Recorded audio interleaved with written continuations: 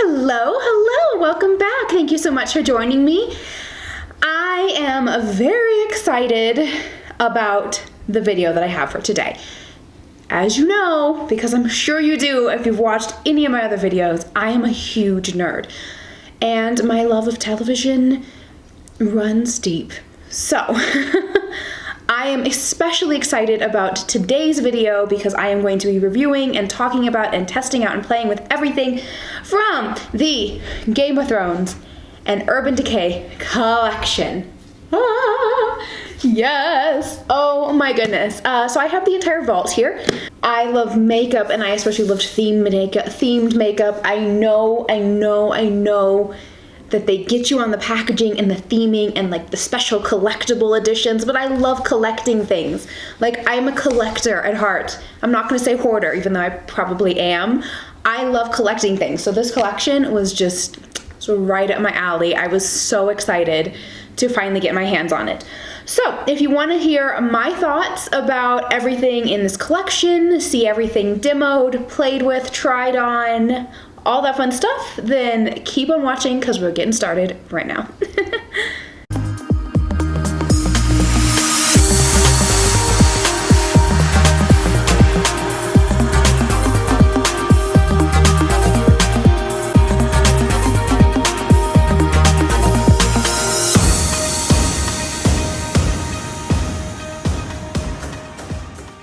We're here to play with, try on, and test everything out from this Game of Thrones and Urban Decay collection. So here's the entire vault. Hi. Yes, so I mean this is like a giant, this is the collector's vault. Oh my goodness, let me tell you, I had such a hard time getting my hands on this. Yeah, I was really not pleased with the way that Urban Decay like handled their launch at all. I signed up for like email notifications and text notifications just so that like I would be on it. Those never came from Urban Decay. Like, I signed up and they're like, yeah, we'll let you know, and they like never came. And then eventually the next like morning I got an email from them and was like, oh yeah, it's all sold out. Was like, now you email me. Thank goodness I stayed up until 1 a.m. Otherwise, I never would have gotten my hands on this. I barely got my hands on this to begin with. And I knew I wanted this because like literally buying this vault and like collector's edition saved you like $100. Like, it saved a lot of money to get the collection as a set as opposed to like buying things piecemeal. Like, it was, usually there's a little bit of discount, but like this discount was insane. It was literally like $100 difference between buying this, which you get this really gorgeous, the actual vault, which is gorgeous on the front and the back. It's all embossed, and then it opens up. And in here you have the entire collection. On the top you have a map of like Westeros and then a quote from Daenerys. This is the same quote that is inside the eyeshadow palette. Ow, it's a little big and unruly.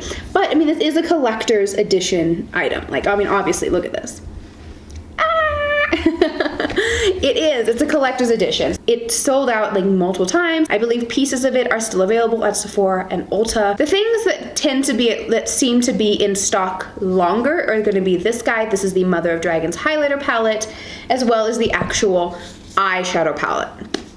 So let's go ahead and just start talking about this eyeshadow palette because this is like the big granddaddy of the collection. Like, this is it. This is the item that caught everyone's attention. So the thing with the palette that a lot of people aren't talking about, and like usually when I know I'm getting a collection, I stay away from watching other like social media reviews on YouTube, but I was just so excited about this that I couldn't help it. I couldn't help it. Like, I was literally so enthused about this collection that I did watch a couple of reviews, but I was watching people who are also like big fans of Game of Thrones who were reviewing this collection. I'll tell you right off the bat, I watched Alicia I watched her review. I mean, she's a big Game of Thrones fan. I also watched that girl Shay XO's review, who was another big fan of the collection. So those are the 2 reviews that I did watch. But I don't think that my opinions on this collection were swayed by what they had to say. Obviously, I agree with some of the things that they did have to say. I think they made very valid points. So with this eyeshadow palette, you open it up, and in here there is a very large, very nice mirror. I mean, it's a very, very nice mirror.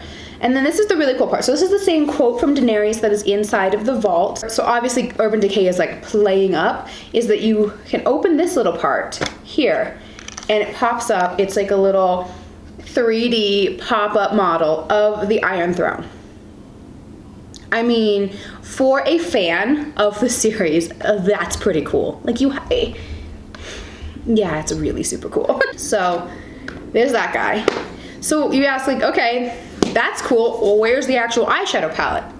Which is the exact reaction my mother had when I showed her this. And she was like, oh, well, where are the eyeshadows? Well, you turn it on the side, because this is like supposed to look like a little book, like it's a volume. You turn on the side and there's like this little tab and you pull it out and here's the eyeshadows.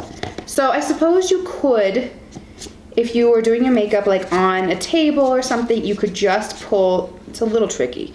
You could pull the eyeshadows out just like this far so that you can get to them all. And then you could open the top and use the mirror. But that would be like, there's no way you could, see, I almost dropped that. There's no way you could hold this in like one hand. Like hold the mirror open and balance the eyeshadows and do your makeup. Like, it's just so cumbersome and big. So what I've ended up doing is just pulling this all the way out, discarding this piece with the pop-up and the actual mirror. Forget that. And then mixing my fandoms and pulling out just like a little small hand mirror to hold while I just place this like on the table on my vanity and then doing my makeup with a separate mirror. So in Leisha's review, she talked about how it would be really nice if this part had a cover. And I agree 1000% with this, because like there's no way, like I don't care how big a fan of Game of Thrones you are, there is absolutely no way anyone is going to be traveling with this palette. Like, this is a collector's piece. Like, yes, some people may use it. Obviously, I have used it, but it's the backup. I bought a backup so I could use it. The one in the vault is staying pristine and not being used. So even if you're going to use it, it's still a collector's piece with the fact that you have like a little pop-up throne. You know, you're not, but you're not traveling with this. This is too big, it's too bulky. You're not traveling with it. But these shadows are, well, I have a lot of thoughts about the shadows themselves. We'll get to that. But just say you really love this and you're like, I want to travel with this palette. You can't. Like, there's no way for you to travel with this eyeshadow palette, because without a cover, it's just going to be completely destroyed. You can't throw this in a bag. You can't throw this in your purse.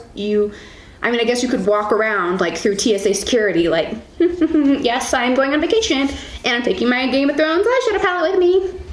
And they'll be like, ma'am, what do you have in your hands? Put that through the scanner. And I'll be like, no, I don't want my eyeshadows to get ruined. And they're like, put it in the scanner. No, you can't travel with this. You cannot travel with this. So what I think, honestly, would have been the best, and if I mean, this palette's also quite expensive, so I wouldn't. But and I'm also not that brave, because I don't mess with my makeup. Like, I keep my makeup like it is. You know, if I had the chutzpah of Nisi Pisa, I would like make my own palette for this collection. Like, I would make a lid. Like, I would cut this part off, because this mirror is so good. But honestly, no one's ever going to use this mirror. Like, I don't know why they didn't think of this when they were making the collection. I don't get it. I would cut this mirror off and then like attach it to like this palette. Like, you could have this part be its own little palette where you had the lid and had the palette to cover it, and then you could open it up and have a mirror. And then just make this open up like a book with just regular, like, you can have, like, they cut off the whole map of Westeros so they could put this mirror in. Just put the rest of the like printing here, put another quote. There's a lot of cool quotes. I drink and I know things, for example. Put that quote there and still have your pop-up book. And then you wouldn't be wasting the mirror, and you'd be able to actually like travel with this palette. That's what I think they should have done. You know, not that they came knocking on my door. Hello, Iftin. It is Urban Decay. We're here. We're in product development, and we want to ask you some questions about what you think about this future upcoming Game of Thrones palette that we have, because we know you're a big fan and you like makeup, so we want to ask your opinion. They didn't do that, even though they should have. Honestly, I tell everybody all the time. It's like, just listen to Iftin and your life will turn out better. It's true. It's true. It works out. Just listen to me and things will work out. And they didn't do that. Urban Decay did not do that. But the thing that I think Urban Decay did, and this part they did do very wisely. I mentioned this in a recent video I did on the Cargo and Star Wars collection. I will link it above if you haven't checked it out. What Urban Decay did well is that they marketed it and they created this collection with the fans in mind. This was not a collection that was just for the average consumer. It wasn't.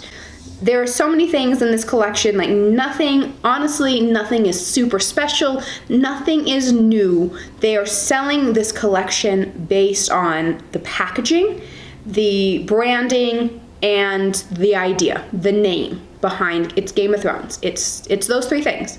Here, sign language 3. It's those three things that Urban Decay is banking on to sell this collection. There's products that already existed in some new shades, yes. Eyeshadow palette, a highlighter, and and some quite gaudy brushes. Let's be real there, but we'll get to those later. The brushes are so gaudy. That aside, we know that we're on the same page. We know it's a gimmick. We know it's a marketing ploy. Let's talk about the actual makeup and what I think about it. So here is the eyeshadow palette. So basically you're getting 20 eyeshadows. You're getting 16 like regular shadows, which is a mix of metallics and mattes, and then you're getting 4 of these like topper or transformative type of metallic shades.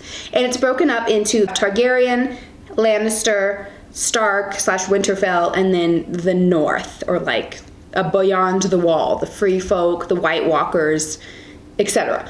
So there's like 4 distinct sections that are supposed to be kind of cohesive color palettes. So what I did, and I will throw up pictures here, because throughout the last week, I've been testing out each one of these sections individually, because the main issue that I feel I have with this palette, beyond the packaging, but the actual like shadows, is I don't feel like there are enough mattes in this palette. So there are 20 shadows in this palette, and only 4 of them are mattes, which is 1/5. So 1/5 of this entire palette are matte shadows, so 20%.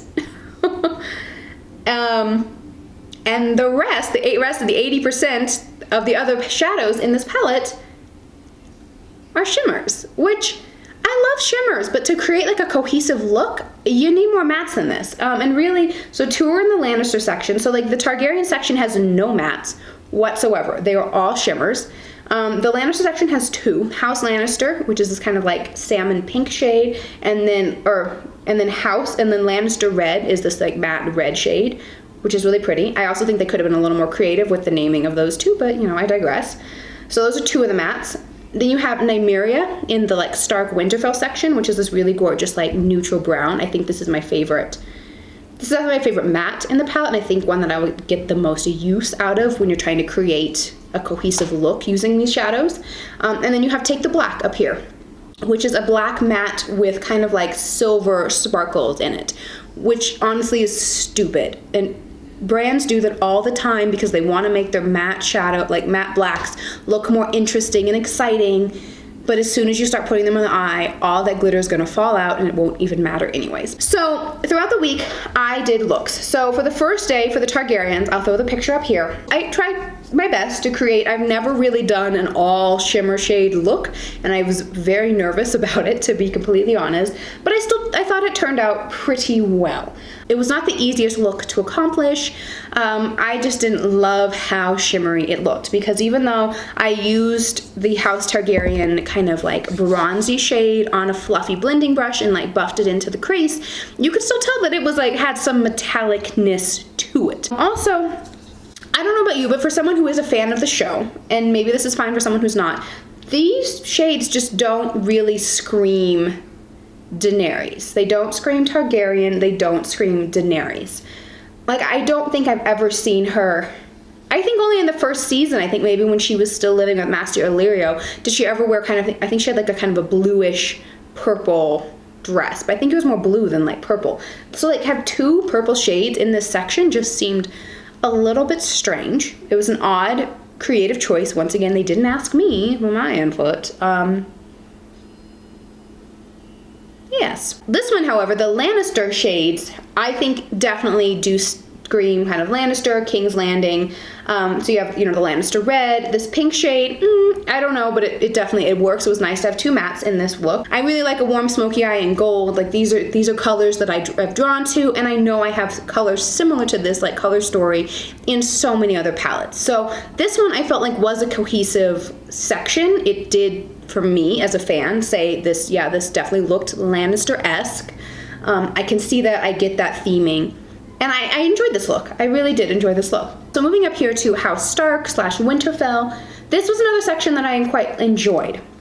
So for my look on that day, I took Nymeria, which is again is like my, it's probably crazy to say that this like matte brown is my favorite shade in the palette, but it's definitely the shade I would get the most use out of. Took that all into the crease and over the brow bone. Then it took Winter's here, put that in the outer corner and into the crease just to add a little depth. Then I took the Sight, which is this really, really pretty green shade, and applied this all over the lid.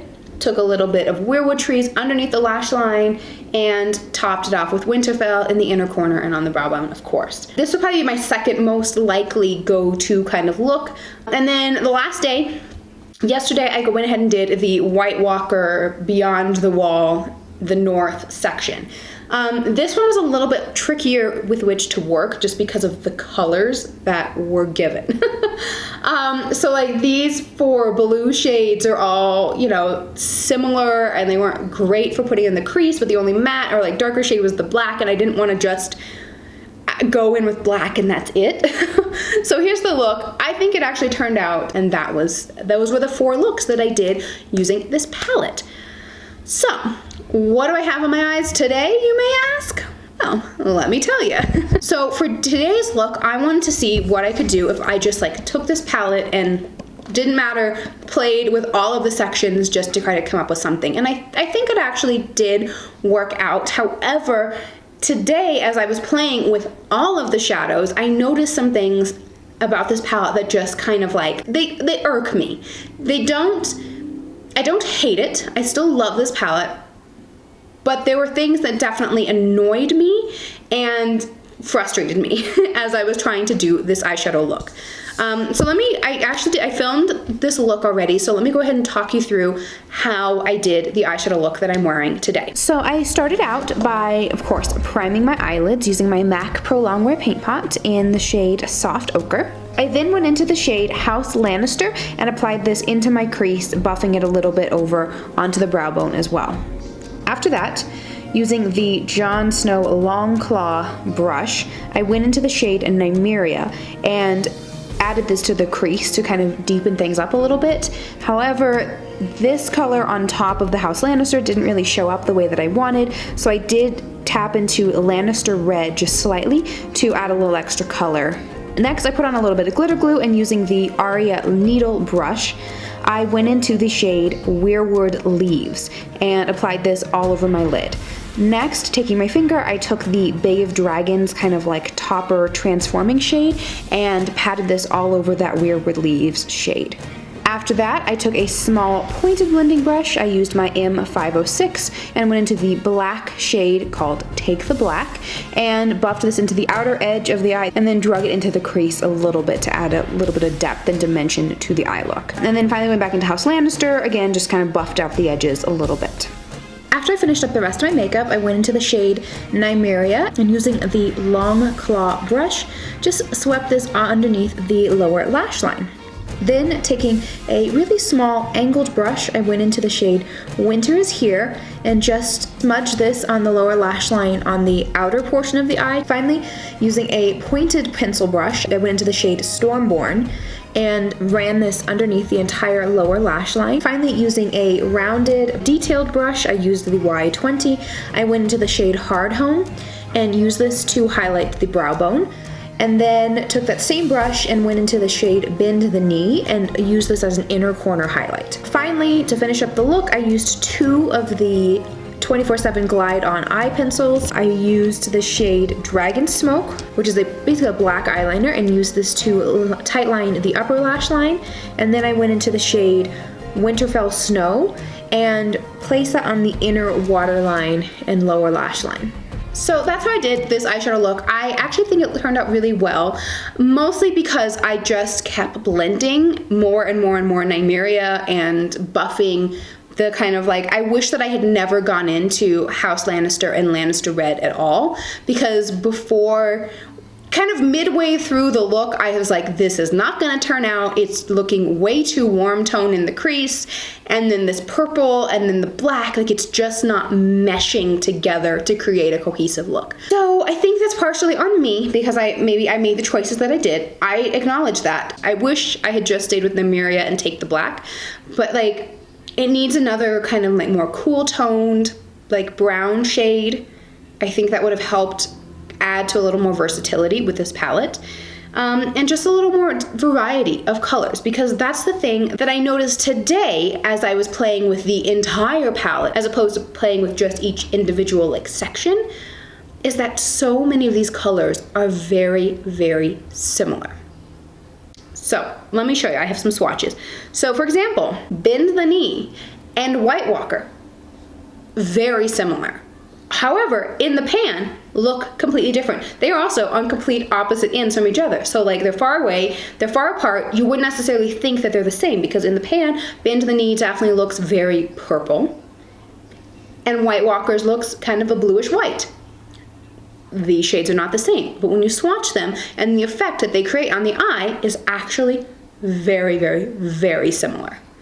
Very similar. Another 2 shades that I think are so similar, Dothraki and King's Landing. These are both kind of more yellow tone gold. Obviously King's Landing is a little bit lighter, brighter, more yellow toned, where Dothraki is a little bit more muted. But if you build up King's Landing in swatches, like if you add 2 swatches to King's Landing and Dothraki are very, very, very similar shades. And honestly, in this 20 pan palette, I don't think you need 2 gold shades that are that similar. Like, I really don't think you do. I would have rathered having Dothraki down here, like also gold, Dothraki. This gold shade doesn't scream Dothraki to me. I would have preferred maybe like a more cool tone brown shade. That would have like, yeah, it's maybe not the most exciting shade in the palette to look at, but I think it would have added a lot more versatility to this palette and to the looks that you're going to be able to create using just this palette, as opposed to having 2 gold shades that are incredibly similar. The last 2 shades that are so similar are Casterly Rock and Winterfell. Now, they're not exact dupes for each other, like by any stretch of the imagination. Like, none of these are going to be exact dupes.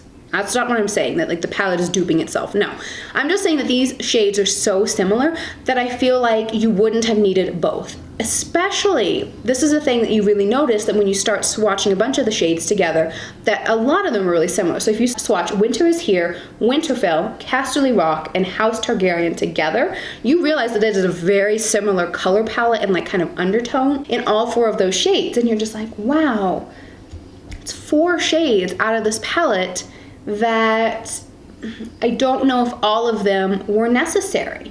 I do really love this Winterfell shade. I think it's really unique. I like the topper shades. Yes, they're a little bit chunkier. You do have to kind of build up the color from these 4 topper shades, but I do really like that. When you have 6 shades in this whole palette that are very similar to each other, it kind of makes the versatility and the usability of this palette kind of go down, and you're just like, there's not really as many options as you would think. And I do really like the look that I came up with today. I think it, in the end, turned out all right, but I did have difficulty. I had more difficulty trying to use this whole palette as one palette as opposed to doing each section individually, kind of as like they intended you to do it. It can be done. It definitely can be done. It makes it a little more difficult. That's all I'm gonna say. So overall, I do really like this palette. I don't think I would recommend it to anyone who's not a Game of Thrones fan. because the whole palette itself is $65. If you're not a fan and you don't want this part, you only care about the eyeshadows, you don't care about the theming and the packaging and all that jazz, I don't think this palette itself is worth $65. But in everything else, I thought the color payoff was really nice. Blendability, you know, longevity of the shadows were all really good. So overall, it's a very solid Urban Decay palette. It's good quality, just not worth the price tag for what you're getting if you are not a Game of Thrones fan.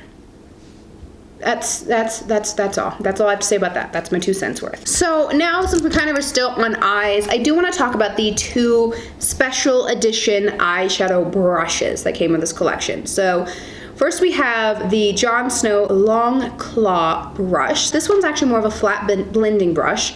It has a really nice weight to it that the end, or the, you know, the handle, whatever this is called, the grip, the pommel. Come on, Iftin, get it together. The pommel of the sword is weighted, it's heavy. The bear's head, like figurehead, does have like kind of like red jewels in the eyes, which is, you know, great attention to detail. Looks a little creepy, I'm not gonna lie. Like, yeah, great attention to detail, but a little bit creepy looking. But it does have a nice weight to it, and the brush overall is a fairly nice shape. I preferred using this brush on my lower lash line when I blended out that brown shade on my lower lash line, as opposed to using it in my crease. I feel like this brush quality is okay. It's just okay.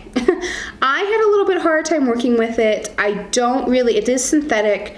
I don't really care for synthetic blending brushes for the eyes.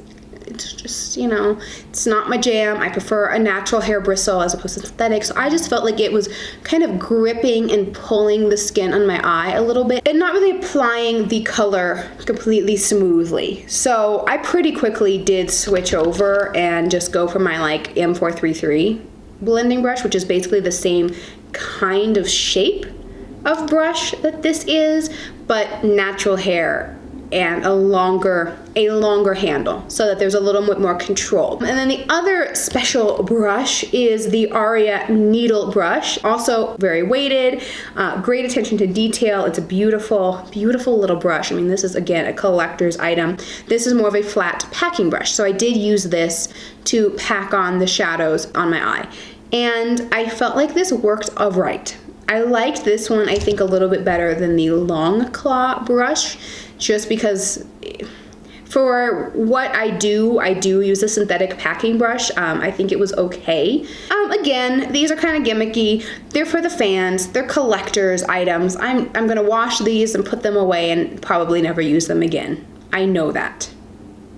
I know that. Like, these are not gonna get into my like everyday rotation of eyeshadow brushes. They're just not. They're great for what they are, that you have like little mini replicas of Longclaw needle, but you don't need them. You don't need them. So the last like part of this collection that we have for the eyes are actually these guys here. So this is a four new 24/7 glide on eye pencils. So of course this is something, you know, this is a product that Urban Decay has already in existence. They have so many colors of the 24/7 glide on eye pencils already in existence, but they came out with 4 special edition new shades for this collection.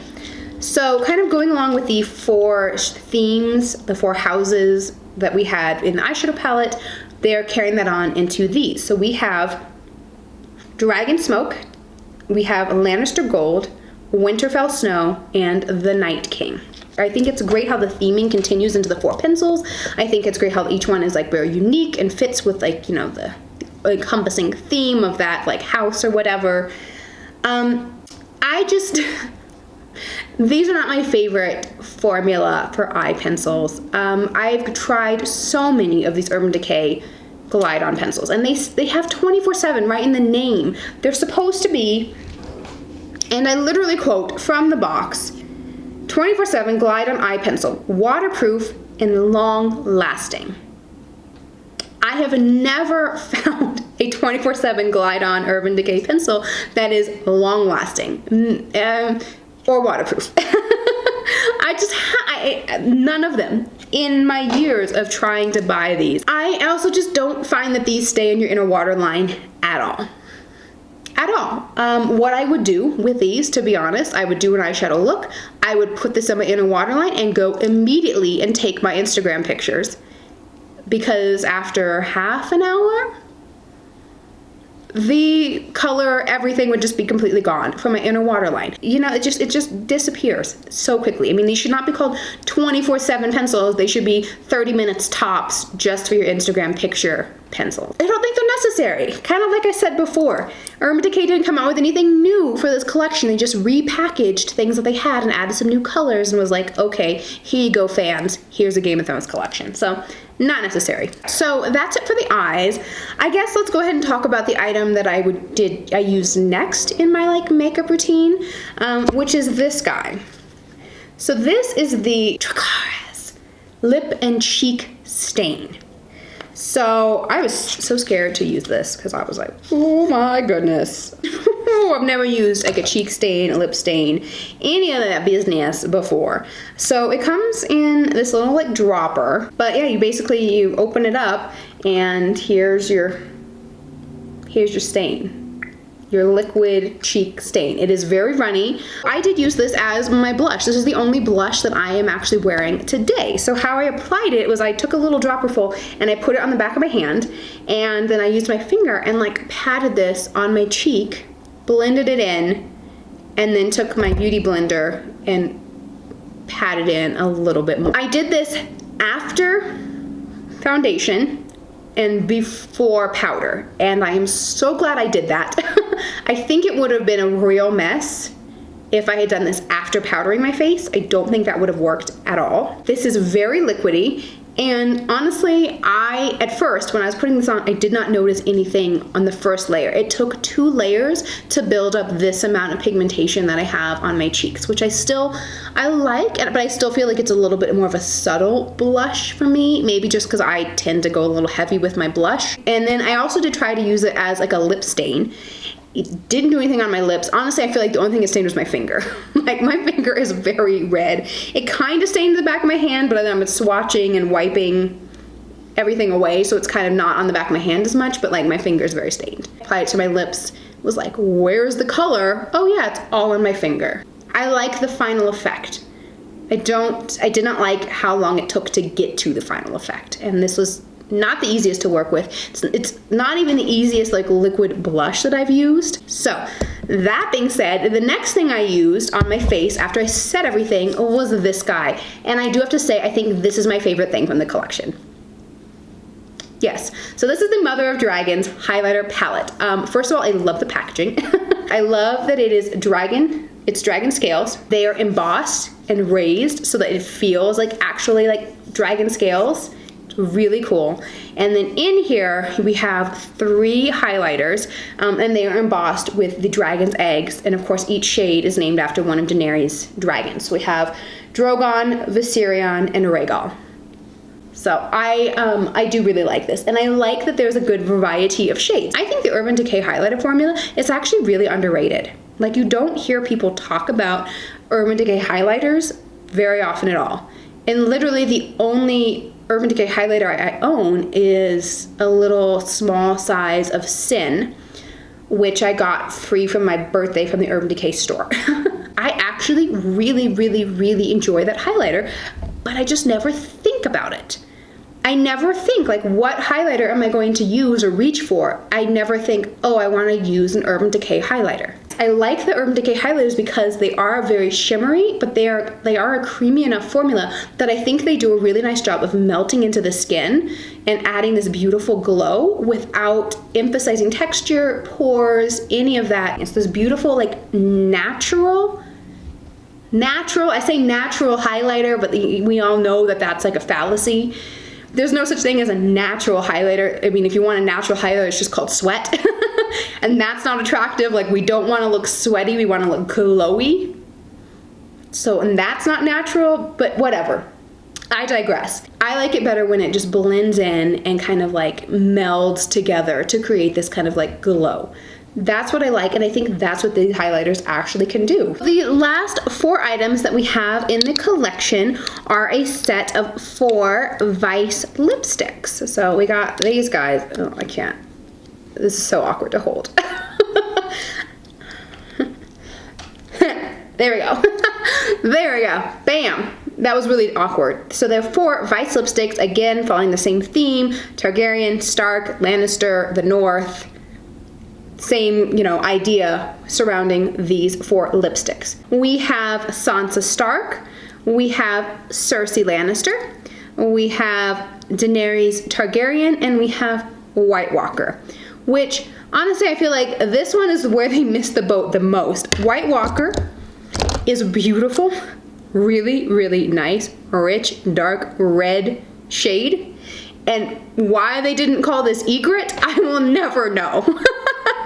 They already had an eyeliner named, like, Night King. Name this Egret. Just, I don't know. Again, didn't ask me. That's a rich dark red. Daenerys, of course, is like a fiery, kind of more like cherry red.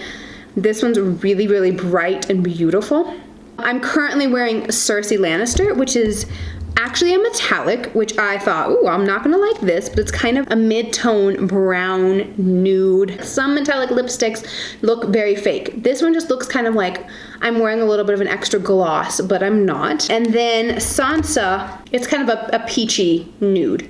This, I think, out of these shades, would probably be my least favorite, just because it's a little bit light for my particular skin tone. I don't think I look really great in super light, peachy pink nudes, but it is a very pretty shade. Similar to the Urban Decay highlighters, I think the Vice lipsticks from Urban Decay are a little bit underrated. Like, I've heard more about these than I have Urban Decay highlighters, but they're just not talked about that much. But as far as lipsticks go, I think these are very, very nice.